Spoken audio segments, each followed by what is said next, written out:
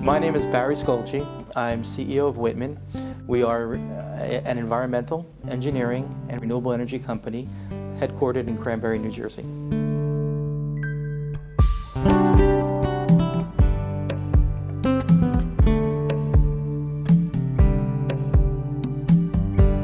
People call me an environmentalist, and I say to them, I'm not really an environmentalist. I do believe in the environment. I feel that as a society we have a responsibility to protect the environment, but I see myself as an environmental professional. I come in and I solve problems that commercial and industrial property owners face, helping them get through the environmental rules and regulations. I got into the field by accident, and I think that happens a lot, and happens a lot with entrepreneurs, believe it or not. When I graduated college in 1984 with a bachelor's in chemical engineering, the chemical industry was in a severe recession. When I started in 1980, it was just the opposite.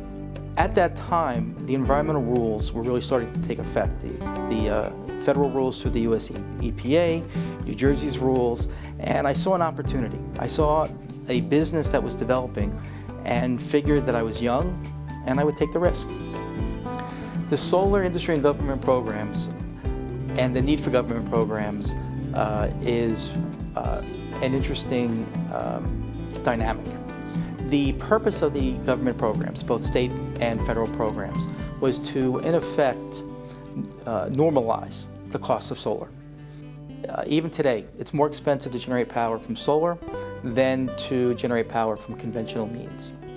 But what's happening is we're getting very close. We're probably 3 to 5 years away from what's called grid parity. Grid parity means that the incentives are no longer going to be needed. And the incentives, frankly, were never designed to be long-term. And in fact, one of the most important ones, which is the 30% federal investment tax credit, is set to expire at the end of next year. Well, not expire, but it will step down to 10%. So what you're going to see is that probably in 3 to 5 years, that solar and power generated by natural gas will be on par with one another. Wind is, I'll use a real estate analogy and the applicability of wind. Location, location, location.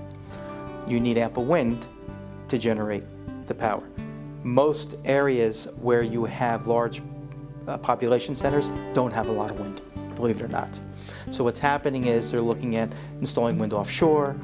They're doing a lot of wind in the Midwest where there are ample wind currents to drive those. The infrastructure is one of the real challenges with wind. In most cases where you generate wind, you don't have the need for it, so you have to run transmission lines, which are very expensive.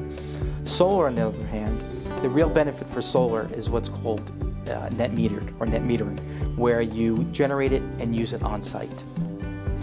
Solar and transporting the power to the grid occurs, but occurs less likely and, in my opinion, will occur even at a reduced frequency in the future.